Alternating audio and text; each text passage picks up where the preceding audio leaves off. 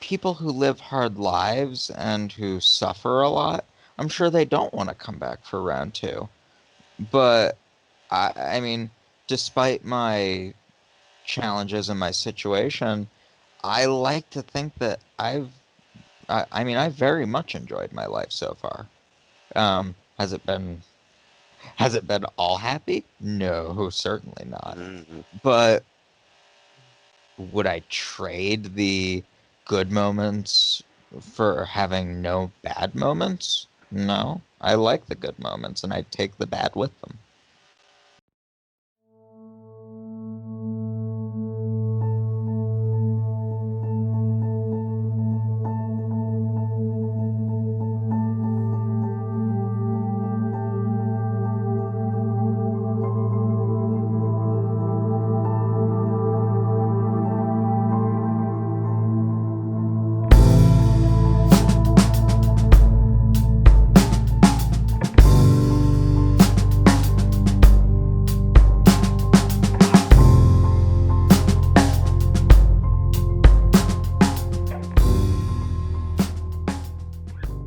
So, Wow. who wants to do the superest show ever intro? Kai, it's better up for you, right? Is it better up for me? I think so. Why don't you give it a Well, shot, sport? All can I? right. Welcome to the superest showest ever. No, Super. it's you've totally fucking this up so far. So let's cut. Not really, but take two. Okay, now listen, kid. It's do it in your most professional voice, and then you want to do it something like this, just like Howard Stern with NBC. You want to do it just like. And welcome to the superest show ever, brought to you by ZenandTheCar.com. Something like that. And then you pitch it off to one of us, and we just randomly give it an episode number, which will be accurate. Maybe. I Yes. think you guys got it. We get it. Okay. No, really, I want to see you try, man. Come on, man. E for effort. Come on, Kai. Yeah, dude. We support you. We do. Thanks. You got look. You got widgets. You got scholarship. Scholarship. You Niggas got in dowels. college. I got Dow. I mean, but the Dow is everywhere. We All right, we so support you. all right, so all right. I'm gonna wind up the pitch, and go, Kai. I can't do it. Uh, Kai, oh, you are God. the chosen one. Yes. You were meant to bring balance to the internets. All right, Right. Look, welcome everyone to the Superest Show Ever, episode Thank you, Dylan. 1672. That's all I've got. Daniel, cheese, That was food. fucking good. Yeah, that was good.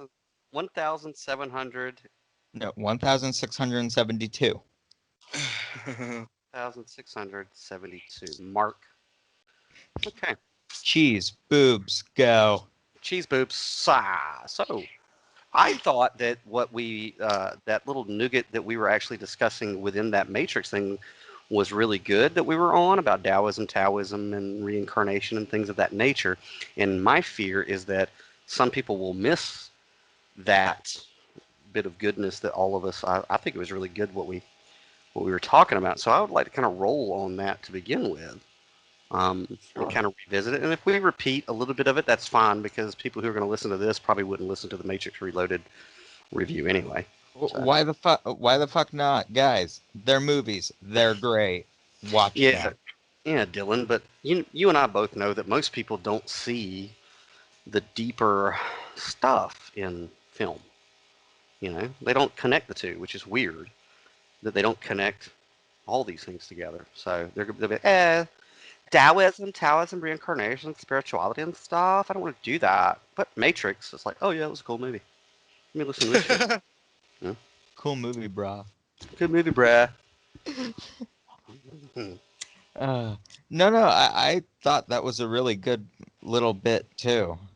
Yeah. So, well, I want to start off with Kai, since because last night your statement is, which I totally get it, dude. I totally get it.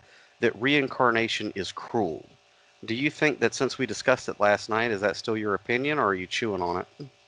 I mean, no. I mean, yeah. I believe that, like, no matter What Okay. the? Whoa.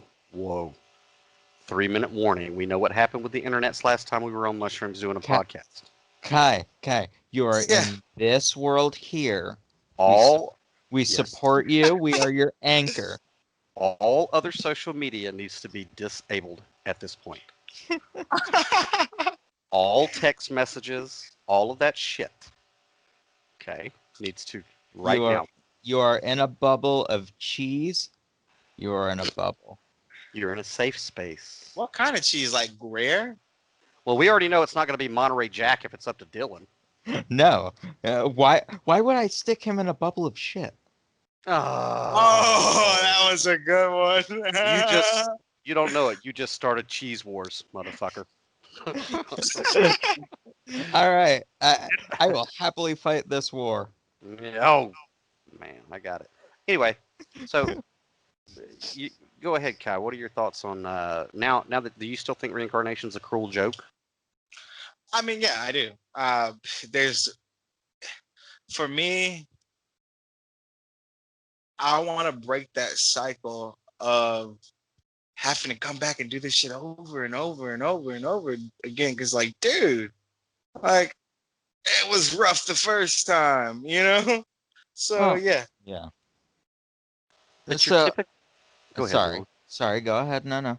But Kai, you're typically of a very cheerful disposition. So to me, from my perspective, it would seem that you'd want to ride this coaster again. Yeah, but I want to get back to heaven, you know? So if Unbox I'm that. okay, yeah, go ahead. Actually, Get back to heaven. You mean get back to a state of bliss and Yeah. timelessness? Okay. Yeah, like I want to be able to create what I want to live in forever. I want it to be nice and joyful and peaceful. Like, you know? if I may, Mm-hmm. the now I come from a lack of belief in heaven, so take this for what it's worth. Um, the idea of getting a chance to redo life over and over again, to me, isn't a cruel joke at all. It's a great gift. Um, a chance to fix mistakes, a chance to give it another go, to experience the things that you never got to experience before. I mean, that's great. Yeah. No, it is. It is great. Especially when you put it like that, Dylan. Yeah, it is great. Yeah, you're right. Hmm. Whatever. I still think it's cruel. Yeah, and that's valid. I mean, if like people who live hard lives and who suffer a lot, I'm sure they don't want to come back for round two. But I mean, despite my challenges in my situation, I like to think that I mean, I've very much enjoyed my life so far. Has it been all happy? No, certainly not. Mm-hmm. But would I trade the good moments for having no bad moments? No. I like the good moments and I take the bad with them. Hmm. Well, have either of you read a very small book called The Kabbalion by the three mages? I think they're three sages or three mages. Have either of you read that book or listened to the Li- audiobook? Literally never even heard of it before today. Oh, okay. Well, this is on both of your reading lists. It's a very small book. You could finish it in an afternoon. But it's called The Kabbalion. And it's Text me the spelling. oh, okay. I'll do that as we speak. I'll send you Yeah, actually. I'm a bad speller, so I don't want to fuck it up and then not be able to find it. Yeah, gotcha. But basically, allegedly, and I don't really believe this is true, but it doesn't matter because this little book is a powerhouse anyway. But it's supposed to come from Hermes Trismegistus, which That was cool. Oh, dude, yeah, I would not have spelled it that way. some people think whenever you say it that you're saying the Kabbalah, but it's not. It's the Kabbalion. And Yeah, see, I would have spelled it Cabaillion.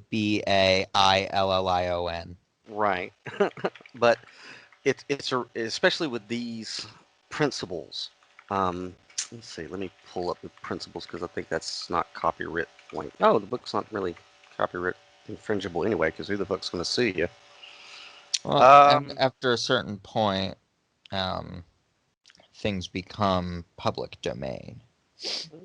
yeah, but this book was like, I don't know. It was published not too long ago under the name of the three sages or whoever the fuck.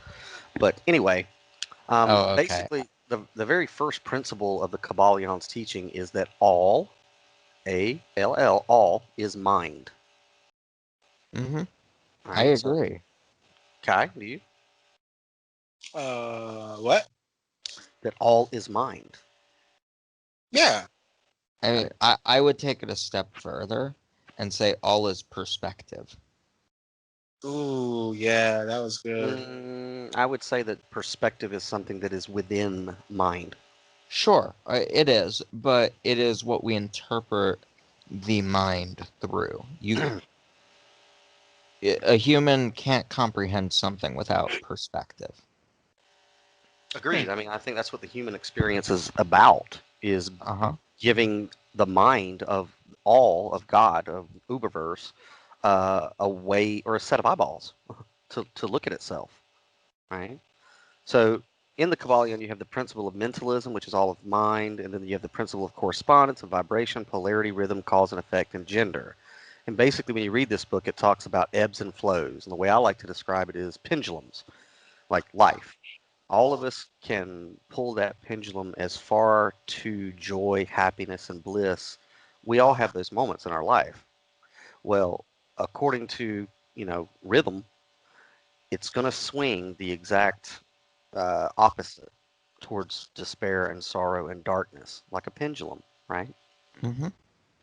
So this seems to be something that is the issue Kai has with reincarnation is that I think you're focusing on the concept of reincarnation when it swings towards the darkness, right? And that it's suffering. Right. It's all about what you choose to look at. That's what I'm talking about with perspective. The Hmm. pendulum is going to swing positive and negative, but if you choose to see only the negative, then of course reincarnation seems like a cruel joke. Well, all right, Kai. Yeah. If given the chance, if reincarnation only allotted you to come back in those high points of joy, bliss, and timelessness, would you then maybe change your opinion of the concept of reincarnation? That it's not cruel, that it's actually blissful. Well, Sure. I mean, Sure. I would argue that you need the bad. You need the bad moments. You need the sadness because how do you recognize what a good moment is without bad to contrast? Yeah, no doubt. I mean, you can't live a life knowing only happiness. That's not living. You wouldn't know that it was happiness. Yeah, that's not living, that's existing. Yeah, you wouldn't know that it was happiness. You wouldn't know the light without the dark. Yeah. I mean, yeah. Mm-hmm. Every bad moment I've had in my life has led me to a good moment. That's the truth. That is the truth. But like when you do read the Kabbalah on it, there is a teaching in there where basically, once you recognize that it is an ebb and a flow and a pendulum swing, once you acknowledge it, recognize it, and respect it, there are methods in which you can stop the pendulum where you want it. No, I mean, I'm very interested to read this book now. But I mean, yeah, the good has to come with the bad. It just does. And if I'm destined to live 100 lives and 50 of them are good and 50 of them are bad, frankly, that sounds like a win because I had 50 really good experiences. Hmm. Sounds like a win. I Yeah. mean, even in my one lifetime, I know that like in the valleys of the shadow of death, it was fucking balls. Like it is balls. But they do lead to peaks, and then you do look down at the valleys and you go, God damn it, it was worth it, dude. It was Yeah. so worth it. Yeah, I had a major surgery about 10 years ago. Actually, 10 years ago, 2 weeks ago. And yeah, it was hell, but it's it it's given me every good moment since. So it was worth it.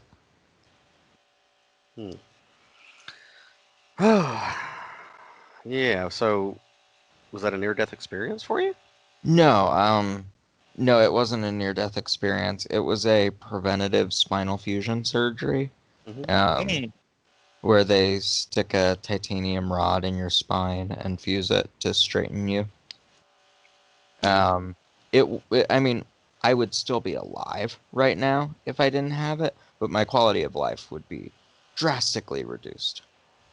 Right. Man, I'm thankful I've never had any surgeries like that. The closest I've ever, like, I don't go to the doctor because I'm just like, if there's something wrong with me, I don't want to know. You know what I'm saying?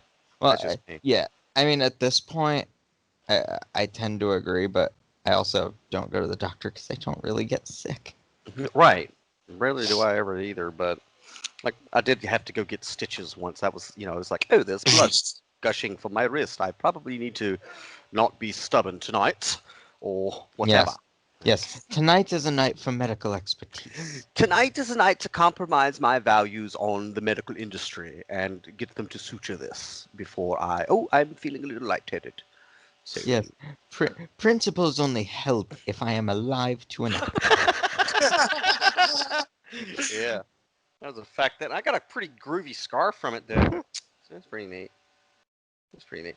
What a near-death experience. Had plenty of those. But no, another thing with reincarnation. I think reincarnation could be a beautiful thing if you are, and I think you are, given hints when you do reincarnate that this isn't your first go-around, to like give you a heads up, like, hey, you fucked up the last time or you didn't quite make it. So here's a mulligan. Like I think, and I do think that you get clues. I'm very curious if I'm on a mulligan. You got any birthmarks or tattoos? Uh, kind of hard to tell if I've got birthmarks since I had surgery on day one. All right. So I might have birthmarks, but they might also be from surgery. Not all these from surgery. Did you really have to have surgery from day one for real? Yeah, I had to have. I mean, I came out like a pretzel. Really? They had to untangle Foolish limbs. pretzel. They had to untangle limbs. They had to untangle intestines. They had to remove intestines. You are a miracle, bro. Yeah, doctors said, yeah, he's not gonna make it past 3.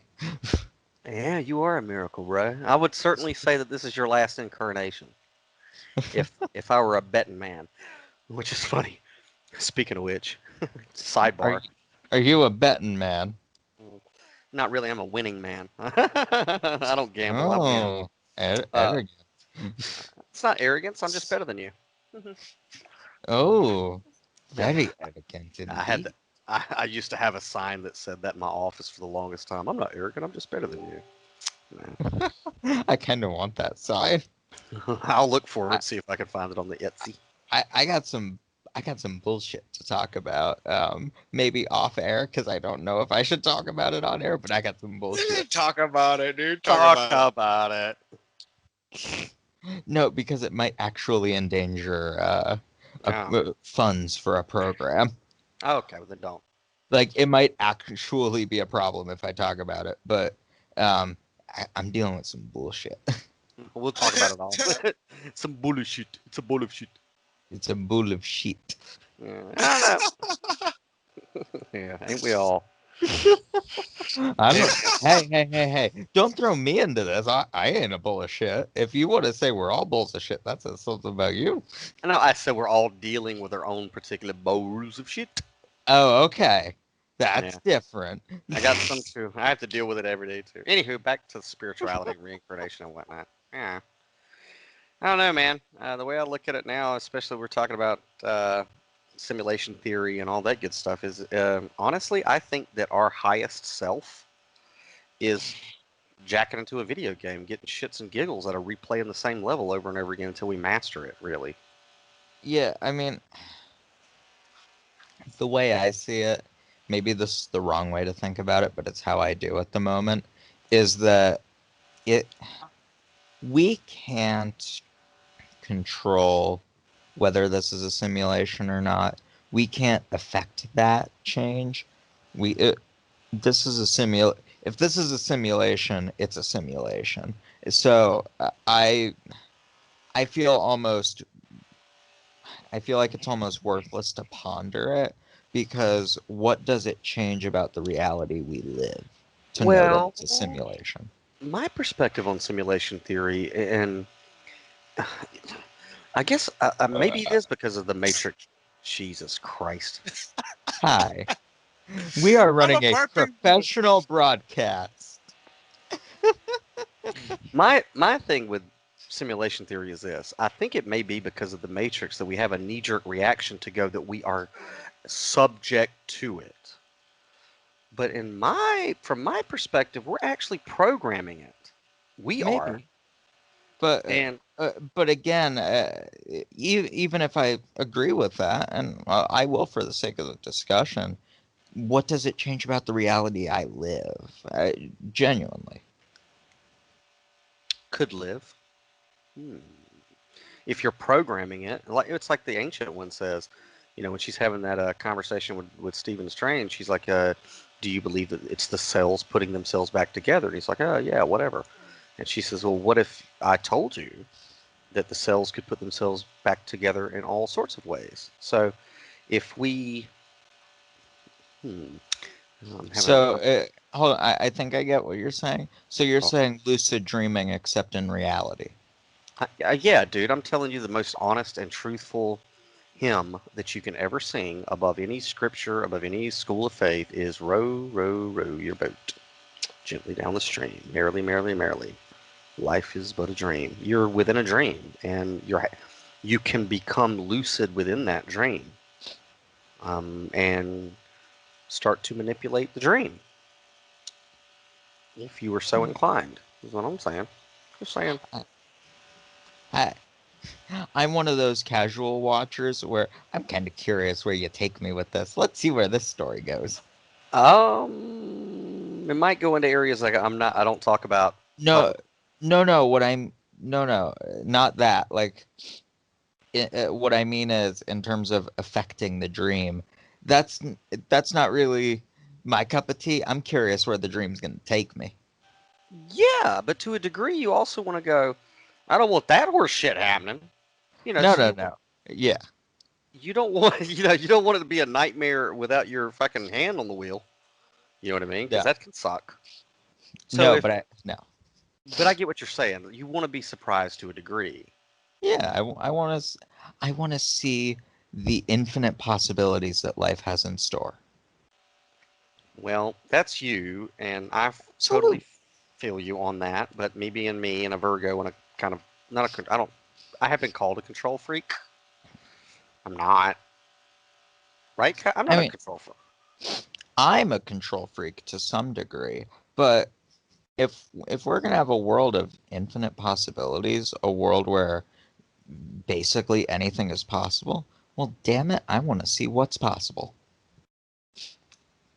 So then you do consider the supernatural. You have to with that philosophy, Dylan.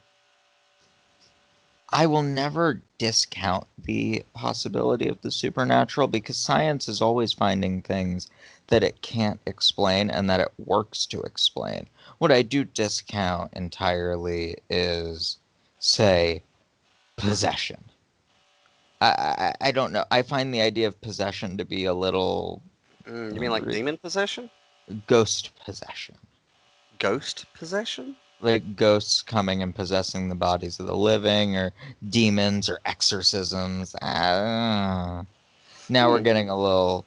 Now we're heading into territory where I think, mm, okay, Mm, burden of evidence on this one. understood. So we're heading into territory where, because the word science means gnosis, which means firsthand experiential knowledge. So all magic and supernatural activity is simply a science that we just don't have the aptitude to fully grasp yet. Sure, So and I'm totally open to that. and hypothetically, I dabble in a lot of metaphysics and messing about with the universe and what people would call, magic, for lack of a better word. But from my perspective, even the things that I do that have a effect on the physical world that I don't understand, and I can't break it down for you on a chalkboard with a formula. Because there are quite a bit of things when you do get into that realm that you can do that you're just not going to be able to put that shit down to a scientific method. But me being me as a Virgo and a Gnostic, I do know that there's a science to it that I just don't have the aptitude to understand it yet. But I do know that it's science. I just attribute a lot of magic and sorcery and things like that to quantum physics, to you know using. Have I ever told you my theory of magic? Like, if I were to boil it down to a formula? No. Okay, so E equals MC squared. Break that down for us, Dylan, to your understanding. I mean, the theory of relativity. Break it down as best you can. E equals MC squared, basically the theory of relativity. So when it comes to magic and sorcery and things like that, I have a formula. It's mine. I shall present it to the both of you to see if it resonates with you, and we can go from there. But like when I was talking about, the Kai also dabbles in metaphysics, and so he has firsthand seen that there are certain things that you can do, and it does create anomalies in what we call reality, for lack of better words. Am I wrong, Kai?